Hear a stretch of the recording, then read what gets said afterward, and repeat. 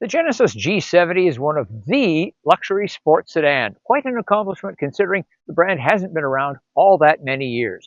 And here for 2025, we have the G70 with a 3.3 twin-turbo engine and 365 horsepower. I can't wait. Get in! This is Family Wheels.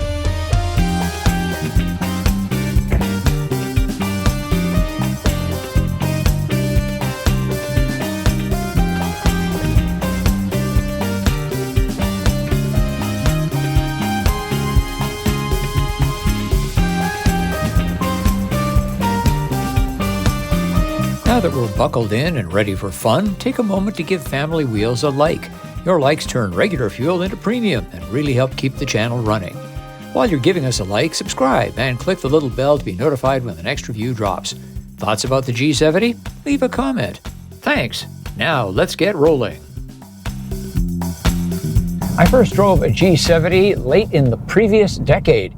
It was one of the first Genesis branded vehicles to come from Hyundai as it created its new luxury division. The design has endured and its performance has endured as well. A really worthy competitor to, of course, the BMW 3 Series and the Audi A4, among others. One of the ways Genesis made a name for itself in such a short space of time, becoming really competitive in the luxury and here the sport luxury sedan space, is by offering a value package. You get a lot for one price.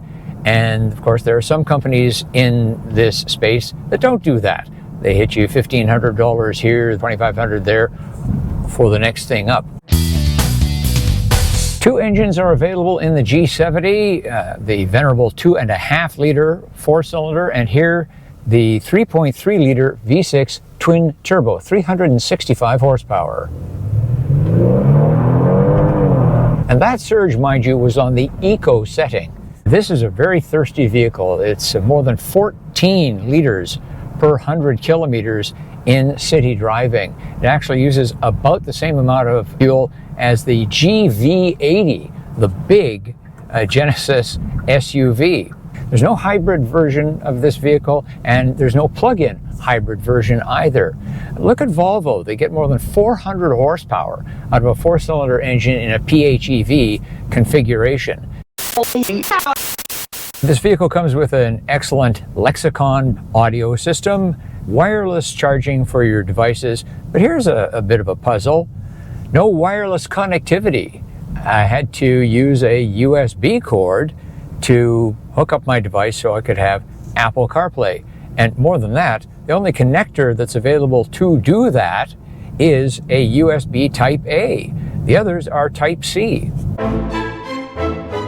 I've really got to give them props for having really quite a relatively small touchscreen display. It does everything you need it to without occupying a vast acreage on the dashboard. And the same goes for the HVAC controls. In fact, they may be the stars of the show. You can change the flow of the air, up, down, and so forth. Heated and ventilated seats at this specification, and it's all right there in front of you, so's the steering wheel heat. But a minimal number of controls that do all the things you really need and do them well and are easy to see and use. The higher specification of the G70 has a limited slip differential, and that makes a difference in handling. It helps the car corner by allowing less slip on the inside wheel of a turn. You can actually feel the vehicle rotate as it goes around such turns and you hit the throttle. For me, these are nearly ideal seats for a sports sedan. Put it in sport mode, the bolsters come in and grip you nicely. There is an adjustable seat cushion that rolls forward, and it's what you want for spirited driving. Speaking of which, let's take the G70 through a series of S-bends in sport mode.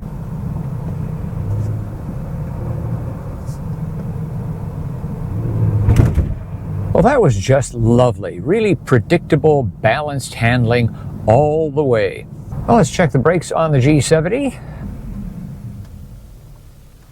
That's the kind of braking that you really want to feel in a sports sedan, a performance sedan. Unlike so many vehicles these days, the Genesis G70 modes, the driving modes, actually mean something. They don't just change shift points or throttle. If you want smooth driving, put it in eco mode.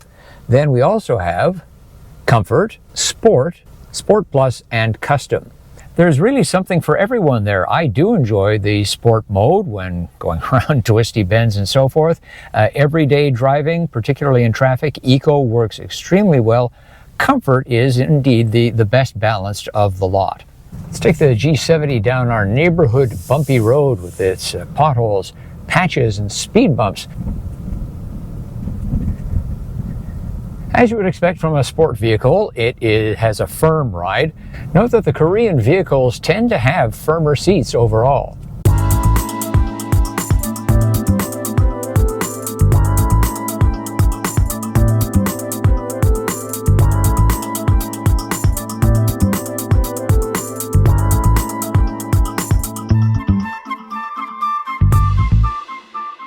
There is a version with more cargo space, but the G70 shooting brake is not available in North America for the simple reason that not nearly enough buyers want a station wagon.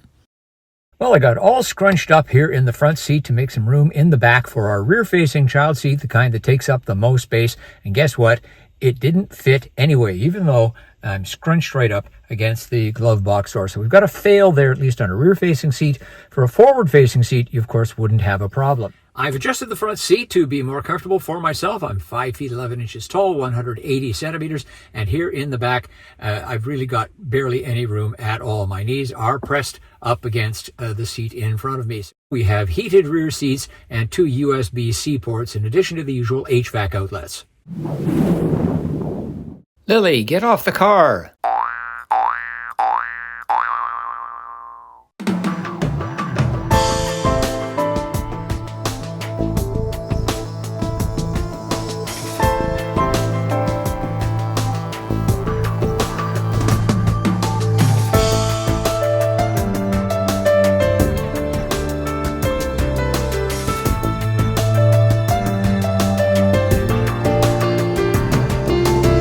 For 2025, the Genesis G70 remains a pretty good value within the luxury sports space, and it's a lot of fun to drive. But what do you think? Leave a comment. As always, thanks for watching, thanks for liking, and thanks for subscribing. I'm Richard Detman, and I'll see you next time on Family Wheels.